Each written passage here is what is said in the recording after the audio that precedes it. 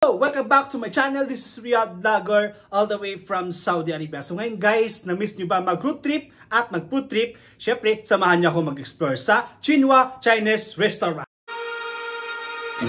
So kasama ko po dito guys si OFW Heart in Asia, Kois Alvin TV at saka si Cocinero Lakwachero Vlog sa kanyang collaboration guys. Kaming tatlo ang mag-collab ngayon. At syempre, meron kaming bisita guys na si Jomar at saka si Chona. Silang dalawa ang food taster namin. So what are you waiting for? Let's go!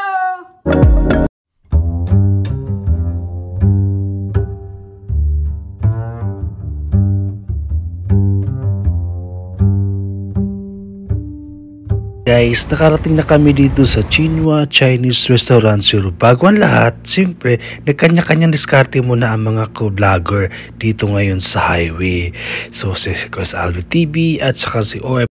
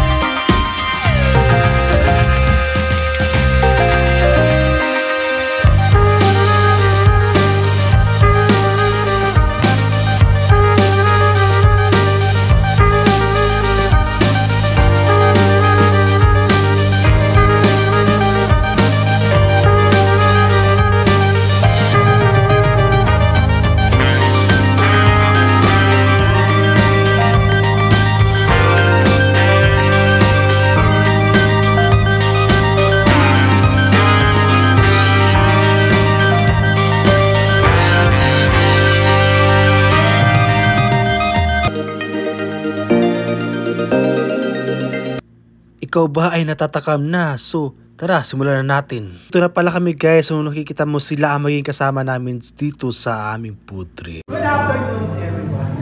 Kakain po tayo, magsasakit. Yes! So, thank you so much Lakwatsero Cosinero for inviting here. Welcome po. So, Sana mabusog natin. so tikman namin yung mga preparation mo. Okay.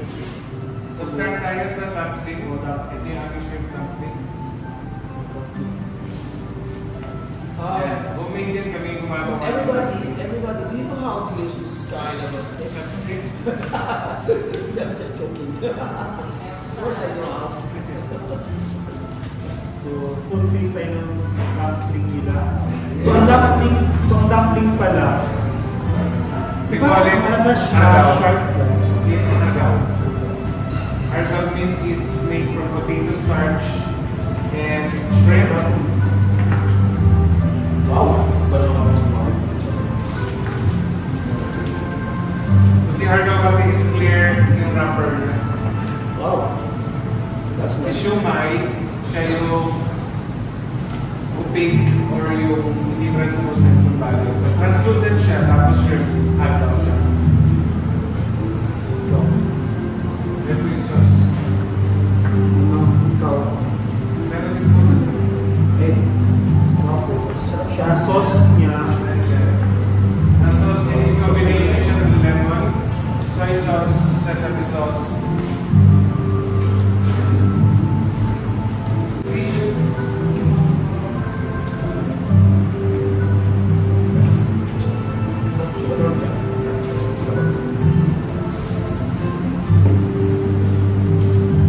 Tissue.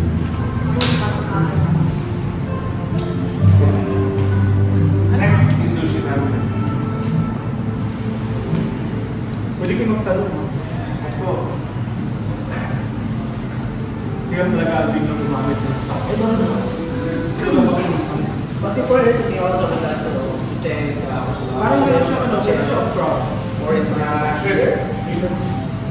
Salamat sa pag-invite, Cosinero. Thank you po. But before anything else, ano bang klaseng restaurant meron dito? Ito po yung aming bambang shrimp. Version namin siya ng dynamite. Lahat ng gamit namin sauce, lahat siya puro from scratch. Hindi ako gumagamit ng depote. So lahat, even yung sriracha at yung aming bambang sauce, dynamite sauce is from scratch. Tayo na may sili sa loads. Meron po. Pero hindi naman siya ganun katapang. Tapos yung chino kasi is Chinese cuisine, but fusion. So nilagyan namin siya ng Japanese, nilagyan namin ng Korean, nilagyan namin siya ng konting Thai na pagkain para lahat ma-cover namin. Pero 80% ng dish ng mga ano namin food is Chinese. The rest is Thai, Indonesian, Japanese, due to the sushis, ramen. Yun. So, ito na yung sauce na yung pwede na nakapalakamix yung tao. Crab salad. Made from kani and cucumber. Hindi ka dessert. Hindi po. Salad po. So, ano siya, Japanese dish, salad. Ano siya, pipino, carrots, Pepino and crab salad. Crab stick. So, lahat ito, sino nag-prepare ng mga 99%, 95% ng dishes is from us, from me. 70% family heritage. So, dito sa Saudi Arabia, meron bang ibang branch? Meron kaming dalawang branch, itong sa Kutuba and sa Aruba, which is sa Umal-Umal. Outside the... Outside na yun, wala pa po. Soon! But dito sa Riyadh, we have two branch. We have Umal-Umal. That's the main branch. Which is malapit sa lahat, kaya mas maraming tao. Dito medyo satellite tao. Masarap yung brush? Umal-Umal. Ah, Sa may Aruba, sa may King Khalid Ilan Valley. siya Parmesan cheese? Ano po siya, Japanese breadcrumbs.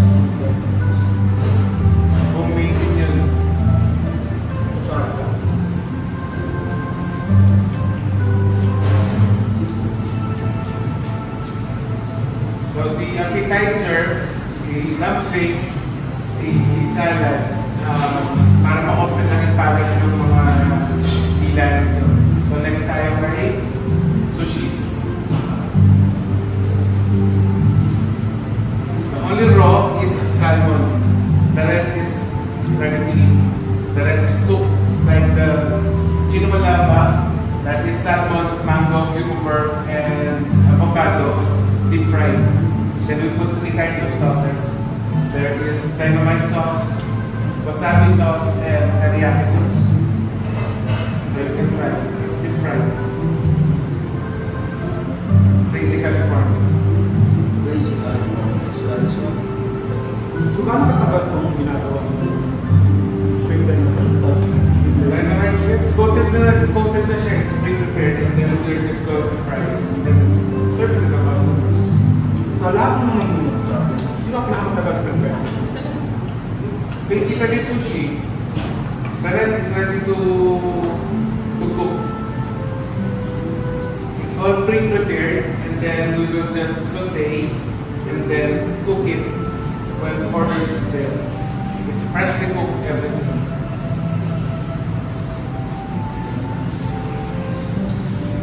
Every time fresh. Even the ramen, it's fresh. It's not just staying there in the kitchen. Then we will serve it to the customer. It's ready. It's pre-cooked.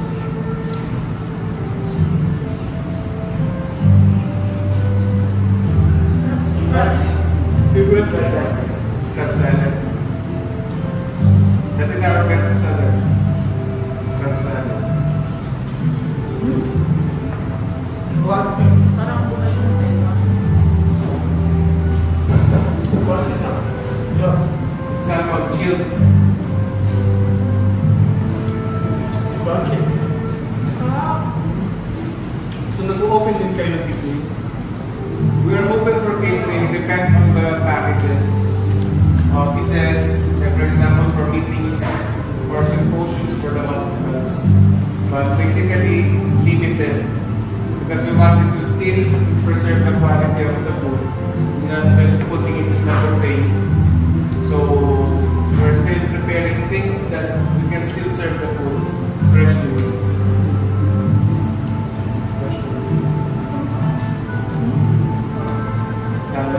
That is chinomalaba. That is the Crazy California.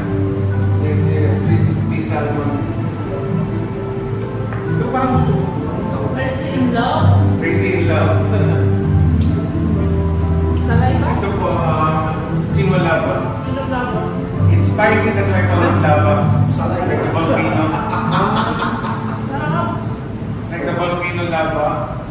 That's why we call it chinomalaba. It is spicy fried chicken with shiitake mushrooms. It's similar to Korean chicken, fried chicken. Ano? That is Mongolian beef. Our best sellers also, and then coriander beef. Wow. And then we have ramens. Start the Just start and then I'll talk to you later. Okay, start. Thank you. Maraming salamat Kusinero Lakwachero sa pag-invite mo sa amin at ito na rin ang collaboration natin. At syempre, sabihin ko na yung mga food na pinipreferred ni Kusinero Lakwachero vlog. Ito na yung menu for the trip namin sa collaboration kay Magnolia beef, coriander beef, spicy fried chicken with shiitake, mushroom, and dynamite bangbang. Nag-enjoy kami guys sa piniprepared ni Kusinero Lakwachero sa kanyang preparation ng food ng chinomalaba sushi, Crazy California, crispy salmon roll at syempre ang paborito kong crab salad. Napakasarap guys at hindi pa nagpapahulog guys, meron pang nilalapag si Kusinero Lakwachero at iba't ibang klaseng menu na naman to guys. Syempre tikman naman natin ang garlic rice at quinoa vegetable rice, chicken ramen at beef ramen. Talagang napakasarap Kusinero yung mga piniprepared mo at hindi namin alam kung paano kami magpapasalamat sa iyo dahil sa sobrang sarap ng binibigay mo sa amin ng pagmamahal dito sa food trip at collaboration na rin natin to guys. So maraming salamat guys. O syempre, huwag nyo kalimutan guys, bisitahin nyo guys ang branch ng Chinwa Chinese Restaurant guys. Yung branch nila guys matatagpuan guys, meron sila sa Umal Hammam at sa Yurmok. Syempre, ano pang hinintay nyo? Tara, let's go sa Chinwa Chinese Restaurant.